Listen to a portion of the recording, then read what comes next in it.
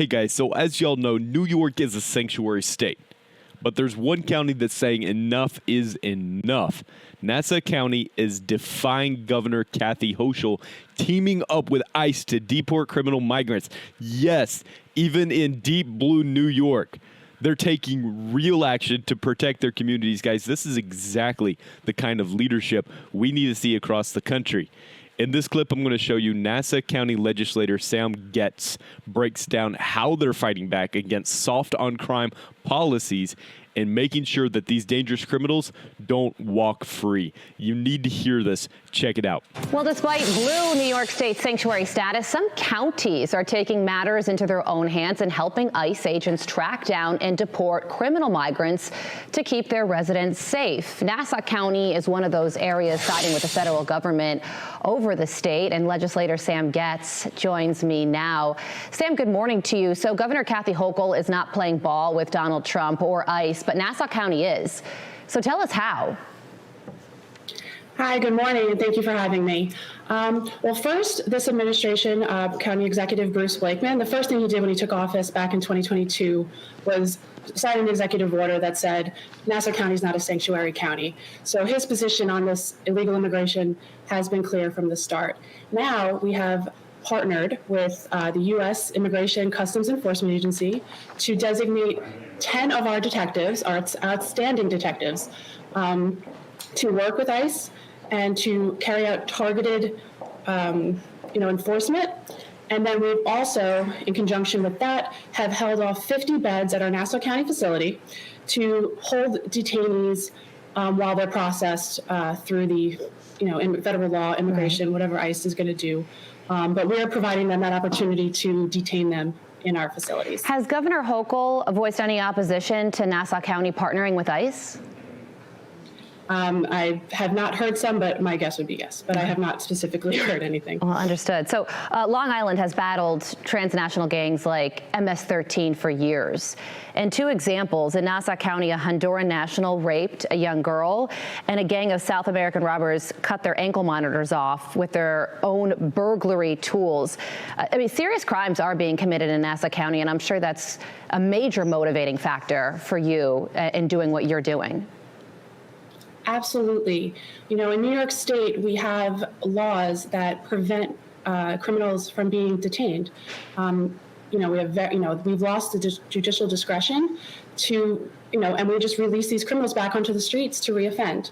So this is giving us an opportunity to fight back in a way that we can by using our federal partners and making sure these dangerous criminals are not just re-released into our community. Yeah. Nassau County was rated the safest suburban county in the country, and we are really proud of that, and we are doing everything we can to remain the safest county. Yeah, suburban county. It is a sanctuary state, though, so which means that police can't coordinate and work with ICE. So how much more difficult does that status make it for you, even though you're trying to find workarounds to get the criminals out of your county?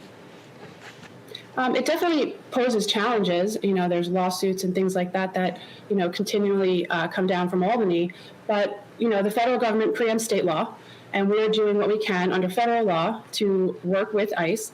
When you partner with the federal government, like what we're doing now, they designate 10 of our detectives will have the same authority as ICE. They will be operating as ICE agents in conjunction with their regular detective duties. But they're empowered to make those arrests of those who are illegally here. And if they have a judicial warrant or something that would indicate that they are illegally here and committed a crime, we are now able to detain them. Well, since President Trump took office, there has been a 627% increase in ICE arrests, and 1,650 migrants have been deported to Mexico's interior, not just across the border, but deep into the country, closer to Guatemala, to make it much more difficult for them to get back into the United States. So ICE is doing all they can, and so are you in Nassau County. Okay, now guys, before we dive into this, don't forget to like the video and subscribe if you want to stay informed on stories that the mainstream media, they're not going to cover fairly. Let's get into this. So despite New York being a sanctuary state, Nassau County is defying Governor Kathy Hochul's policies. They're partnering with ICE. County Executive Bruce Blakeman made it clear from the start, Nassau County will not be a sanctuary county. This is a major example of local officials rejecting radical state policies in favor of public safety. Guys, should more counties follow NASA's lead and push back against sanctuary policies? NASA has designated, this is crazy, guys, it designated 10 detectives to work directly with ICE, helping track down and deport criminal migrants. They've also, and this is in New York, guys, they've also reserved 50 jail beds to hold detainees while ICE processes them for deportation. This is a direct rebuke of state policies that prevent law enforcement from working with federal immigration authorities.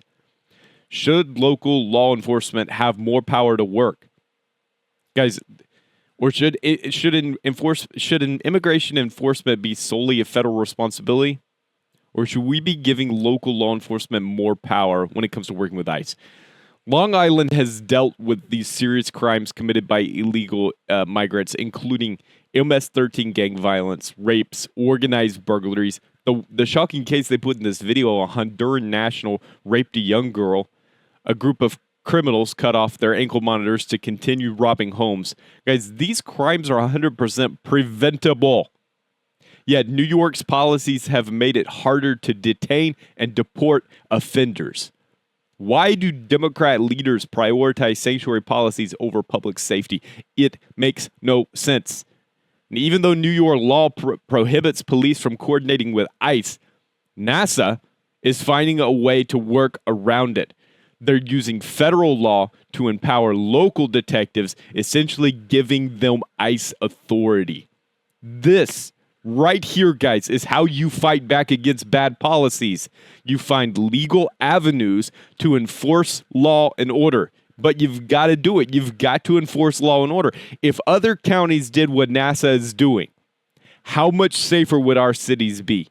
See, ICE under Trump sees a 620, that number was crazy, 627% increase in arrests, leading to thousands of deportations deep into Mexico's interior. Now, Biden took office over 4 years ago. Of course, during Biden's term, enforcement was gutted. Border crisis spiraled out of control. NASA's approach is proof that if local governments step up, they really can make a difference.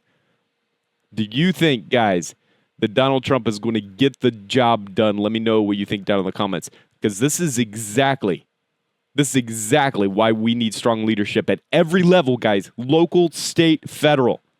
Nassau County is showing what real leadership looks like. But what do you think, guys? Should more counties do what NASA is doing? Again, drop a comment down below. I want to hear your thoughts. Also, if you want to support the channel, help keep conservative commentary alive, consider becoming a channel member. Every bit helps fight back against censorship, big tech's suppression of the truth.